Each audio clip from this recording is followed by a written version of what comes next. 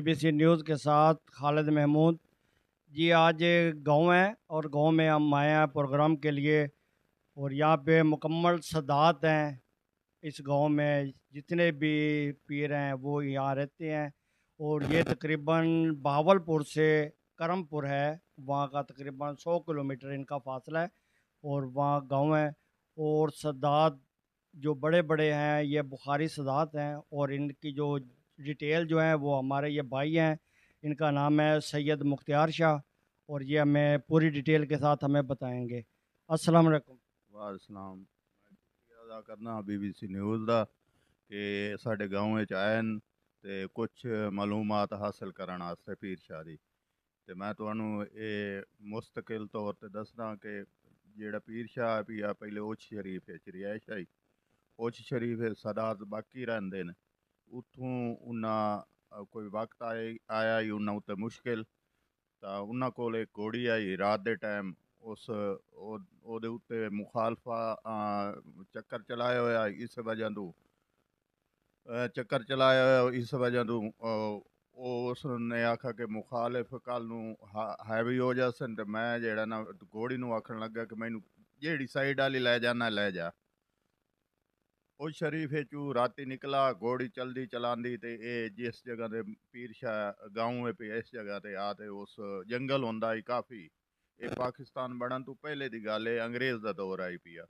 उस दौर दे विच फिर इन्हां उस जंगल दे विच रिहाइश रखी। और फिर उस तो बाद चंद दिनां तो बाद इन्हां दा एक पितरेर आई हाशिम शाह, उसनूं ये लाया इत्थे पीर शाह दे विच।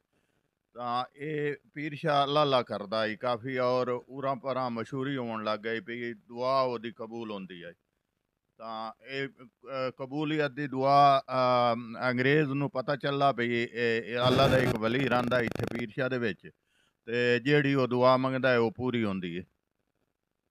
ਅੰਗਰੇਜ਼ ਨੂੰ ਕੋਈ ख्वाहिश आई पई, ਉਹ ख्वाहिश ਲੈ ਤੇ ਆਇਆ। ਪੀਰ ਸ਼ਾਹ ਇੱਕ ਕੱਚੀ ਮਸਜਿਦ ਬਣੀ ਹੋਈ ਹੈ ਉਸ ਪੀਰ ਸ਼ਾਹ ਨੇ, उत्थे इबादत करेंदा है। उस इबादत दे दौरान वो अंग्रेज़ जदों आया पीर शाह ताईं इतला पहुंची कि बाहर अंग्रेज़ आया खला है। उसने आखा मैं अपनी अल्लाह की इबादत पूरी कर लवां, उस तो बाद मैं उहदी सुनना। जदों पीर शाह बाहर निकला है ना तो अंग्रेज़ की निगाह पई पीर शाह दे उत्ते। तां पीर शाह दा एक पैर कमज़ोर आई पिया, वो थोड़ा जिहा लंघा ते टुरदा है। अंग्रेज़ दे ज़हन च आया जेड़ा पीर अपने आप नूं नहीं संभाल सकदा, मेरी किवें ख्वाहिश पूरी कर सकदा है। अंग्रेज़ उथों मुड़न लगा तो पीर शाह समझ गया कि ये मेरी हालत वेख के पिछा जावन लगा। तो पीर शाह ने यही आवाज़ दी, जेड़ी तू ख्वाहिश लैते आया अल्लाह दे हुक्म ने जा तेरी पूरी हो जस। वापसी गया, अंग्रेज़ की वो ख्वाहिश पूरी हुई। उस तो बाद अंग्रेज़ फिर आया दोबारा आते उस माफ़ी मंगी। माफ़ी मंगन तो बाद उसने आखा कि तेरे को जेड़ी सवारी है जंगल है पिया, जंगल दे जिथे ताईं दुड़ई से मौज पीर शाह दे नां ते ला दी जासी। और उस दौर दे विच पीर शाह आबाद होया। बाद नस्ल दर नस्ल होंदे होंदे तकरीबन इस टाइम 100 घर सजदा दा है पीर शाह दे विच। लेकिन इत्थों दी हालात ऐसे हैं पे कि सड़कां खस्ता हैं पे, बारिश आ जावे तो लगन दा रस्ता कोई नहीं है पे, सही पोजीशन कोई नहीं है पे। नाल दरबार पीर मखदूम शाह जकरिया। थोड़ा सा इनसे जो है सादात है और हमारा भी आके हमारे लिए भी ये दुआ करें। दूसरी एक छोटी सी बात है, ये इनसे पूछना चाहता हूँ कि ये जो आप थोड़ी सी जो है ना तकरीर या कोई भी बयान है वो हमें आप सुनाएं और हमारे नाज़रीन को भी सुनाएं। नामदु व नुसल्ली अला रसूलिल करीम, अम्मा बाद फ़क़द अऊज़ु बिल्लाहि मिनश शैतानिर रजीम, बिस्मिल्लाहिर रहमानिर रहीम। कि मोहम्मद से वफ़ा तूने तो हम तेरे हैं, ये ये जहां और है क्या, लौह कलम तेरे हैं। आना खातमन नबीयीन ला नबी आबादी, साढ़े नबी ने आखा कि मैं आखिरी नबी हाँ, इस तो बाद कोई नबी नहीं पैदा होना।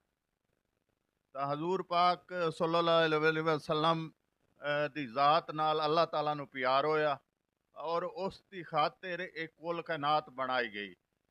और अगर साडा नबी अल्लाह ताला पैदा ना करे तो दुनिया की कोई चीज़ पैदा नहीं होंदी है। आप हजूर पाक जदों बीबी आमना दे पेट च हन बच्चे पेट च दूसरा तीसरा महीना बीबी आमना जदों बाजार चलदी आई तो ਪੱਥਰ ਪਹਾੜਾਂ 'ਚੋਂ ਆਵਾਜ਼ ਆਉਂਦੀ ਆਈ, ਅਸਲਾਤ ਵਸਲਾਮ ਅਲੈਕਾ ਯਾ ਰਸੂਲullah ਵਸਲਾਮ ਅਲੈਕਾ ਯਾ ਹਬੀਬ ਅੱਲਾ। ਇਸ ਤਰ੍ਹਾਂ ਨਾਲ ਇਹ ਪੱਥਰ ਪਹਾੜ ਹੀ ਆਪ ਨਬੀ ਦਾ ਸਲਾਤ ਸਲਾਮ ਭੇਜਦੇ ਹਨ। ਤੇ ਫਿਰ ਇਸ ਤੋਂ ਬਾਅਦ ਜਦੋਂ ਆਪ ਦੀ ਬੀਬੀ ਆਮਨਾ ਦੇ ਪੇਟ 'ਚੋਂ ਹਜ਼ੂਰ ਪਾਕ ਇਸ ਦੁਨੀਆ ਤੇ ਤਸ਼ਰੀਫ ਲਾਏ, ਤਾਂ ਉੱਥੋਂ ਦੀ ਰੀਤ ਆਈ ਦਾਈਆਂ ਜਾਂ ਤੇ ਬੱਚਿਆਂ ਨੂੰ ਚੇਂਦੀਆਂ ਹਨ। ਅਮੀਰ ਘਰਾਂ ਦੇ ਬੱਚਿਆਂ ਨੂੰ ਦਾਈਆਂ ਲੈ ਤੇ ਗਈਆਂ, ਤੇ ਦਾਈ ਹਲੀਮਾ ਜਿਹੜੀ ਆਈ ਪਈ, ਉਸ ਦੀ ਦਾਤੀ ਕਮਜ਼ੋਰ ਆਈ, ਉਹ ਏਡੀ ਚੱਲ ਨਹੀਂ ਸਕਦੀ ਆਈ। ਉਹ ਦਾਈਆਂ ਜਿਹੜੀਆਂ ਅਮੀਰ ਘਰਾਂ ਦੇ ਬੱਚੇ ਲੈ ਤੇ ਪਿੱਛਾ ਆਉਂਦੀਆਂ ਪਈਆਂ, ਦਾਈ ਹਲੀਮਾ ਵਾਪਸੀ ਆਉਂਦੀ ਹੋਈਆਂ ਨੂੰ ਮਿਲਦੀ ਪਈ ਹੈ, ਹਾਲੀ ਆਧੇ ਸਫ਼ਰ ਦੇ ਵਿੱਚ ਪਈਆ ਤੇ ਉਹ ਵਧੀਏ। ਤੇ ਉਹ ਦਾਈਆਂ ਪੁੱਛਣ ਲੱਗੀਆਂ ਕਿ ਦਾਈ ਹਲੀਮਾ ਤੂੰ ਗਰੀਬ ਇੱਕ ਬੱਚਾ ਹੈ ਆਮਨਾ ਦਾ ਲਾਲ ਹੈ ਪਿਆ, ਜਿਹਦਾ ਬਾਪ ਫੌਤ ਹੋਇਆ ਹੋਇਆ, ਉਹਨਾਂ ਤੈਨੂੰ ਕਹਿ ਦੇਵਣਾ, ਤੂੰ ਇੰਜ ਕਰ ਤੂੰ ਵਾਪਸ ਆ ਜਾ। ਉਸ ਲਈ ਦਾਈ ਹਲੀਮਾ ਆਖਾ ਕਿ ਠੀਕ ਹੈ ਯਤੀਮ ਹੈ ਆਮਨਾ ਦਾ ਲਾਲ ਹੈ ਪਿਆ, ਲੇਕਿਨ ਇਹ ਕਿ ਮੈਂ ਆਪਦੀ ਰੀਤ ਨੂੰ ਪੂਰਾ ਕਰਨਾ, ਮੈਂ ਪਹੁੰਚਦਾ। ਉਹ ਇਸ ਤਰ੍ਹਾਂ ਨਾਲ ਦਾਈ ਹਲੀਮਾ ਪਹੁੰਚੀ ਉੱਥੇ। ਤੇ ਜਦੋਂ ਦਾਈ ਹਲੀਮਾ ਨੇ ਆਪਣੀ ਗੋਦ 'ਚ ਪਾਇਆ ਨਾ ਹਜ਼ੂਰ ਪਾਕ ਸੱਲੱਲਾਹੁ ਅਲੈਹਿ ਵਸੱਲਮ ਨੂੰ, ਤੇ ਅੱਗੇ ਦਾਈ ਹਲੀਮਾ ਦੀ ਛਾਤੀ ਦੁੱਧ ਦੇ ਕੰਮ ਹੁੰਦਾ ਸੀ। ਜਦੋਂ ਹਜ਼ੂਰ ਪਾਕ ਨੂੰ ਉਹਨੂੰ ਸਚਾਇਆ ਤੇ ਉਸ ਦੀ ਆਪਣਾ ਛਾਤੀ ਦੇ ਵਿੱਚ ਦੁੱਧ ਦੀ ਕਾਫੀ ਜ਼ਿਆਦਾ ਆ ਗਿਆ। ਔਰ ਉਹ ਦਾਈ ਹਲੀਮਾ ਜਦੋਂ ਉਸ ਡਾਚੀ ਤੇ ਬੈਠੀ ਹੈ ਤਾਂ ਹਜ਼ੂਰ ਪਾਕ ਨੂੰ ਲੈ ਤੇ ਡਾਚੀ ਪਿੱਛੋਂ ਡਾਚੀ ਦੀ ਤਾਕਤ ਇਤਨੀ ਵੱਧ ਗਈ, ਸਪੀਡ ਵੱਧ ਗਈ ਕਿ ਉਹ ਦਾਈਆਂ ਜਿਹੜੀਆਂ ਪਹਿਲੇ ਟੁਰੀਆਂ ਹੋਈਆਂ ਉਹ ਪਿੱਛਾ ਹੋਣ ਲੱਗ ਗਈਆਂ, ਤੇ ਇਹ ਡਾਚੀ ਦੀ ਰਫ਼ਤਾਰ ਜ਼ਿਆਦਾ ਵੱਧ ਗਈ ਤੇ ਉਹਨਾਂ ਨੂੰ ਕਰਾਸ ਕਰਦੀ ਪਈ ਹੈ। ਤਾਂ ਉਸ ਲਈ ਉਹ ਦਾਈਆਂ ਪੁੱਛਦੀਆਂ ਪਈਆਂ ਕਿ ਇਹ ਕਿਹੜੀ ਸ਼ੈ ਜਿਹੜੀ ਜਿਸ ਨੂੰ ਪਹੁੰਚਾਇਆ ਹੈ ਪਈ, ਜਿਸ ਦੀ ਤਾਕਤ ਨਾਲ ਸਾਡੀਆਂ ਡਾਚੀਆਂ ਪਿੱਛਾ ਰਹਿੰਦੀਆਂ ਪਈਆਂ, ਤੇਰੀ ਡਾਚੀ ਅੱਗਾਂ ਵੱਧਦੀ ਜਾਂਦੀ ਹੈ। ਤਾਂ ਉਸ ਲਈ ਉਸ ਆਖਿਆ ਕਿ ਜਿਹਨੂੰ ਮੈਂ ਚਾਹੀ ਜਾਂਦੀ ਹਾਂ, ਆਮਨਾ ਦੇ ਲਾਲ ਨੂੰ ਮੈਂ ਚਾਹੀ ਜਾਂਦੀ ਹਾਂ, ਤੇ ਚੰਨ ਆਮਨਾ ਦੇ ਲਾਲ ਨੂੰ ਮੈਂ ਚਾਹੀ ਜਾਂਦੀ ਹਾਂ। ਜਿੱਥੇ ਜਿਹਨੂੰ ਤੁਸਾਂ ਚਾਹਿਆ ਨਹੀਂ, ਮੈਂ ਉਹਨੂੰ ਚਾਹੀ ਜਾਂਦੀ ਹਾਂ, ਤੇ ਚੰਨ ਆਮਨਾ ਦੇ ਗੋਦੀ ਵਿੱਚ ਬਿਠਾਈ ਜਾਂਦੀ ਹਾਂ। ਇਹ ਕਮਾਲ ਹੈ, ਤਾਂ ਆਮਨਾ ਦੇ ਲਾਲ ਦਾ ਕਮਾਲ ਹੈ। ਉਹਦੀ ਵਜ੍ਹਾ ਤੋਂ ਇਹ ਡਾਚੀ ਦੀ ਰਫ਼ਤਾਰ ਹੀ ਵੱਧ ਗਈ।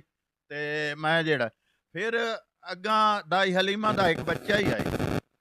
ਹਜ਼ੂਰ ਪਾਕ ਪਹਿਲੇ ਦੇ ਤੂੰ इंसाफ पसंद ਹਨ, ਭਾਵੇਂ ਬੱਚੇ ਹਨ ਪਏ, ਲੇਕਿਨ ਅੱਲਾਹ ਤਾਲਾ ਨੇ ਕਿਉਂਕਿ ਆਪ ਨਬੀ ਹਨ ਪਏ, ਆਪ ਨੂੰ ਅੱਲਾਹ ਤਾਲਾ ਨੇ ਉਹ ਸਕਤ ਦਿੱਤੀ ਹੋਈ ਹੈ, ਆਪ इंसाफ ਪਹਿਲੇ ਦੇ ਤੂੰ इंसाफ ਪਸੰਦ ਹਨ।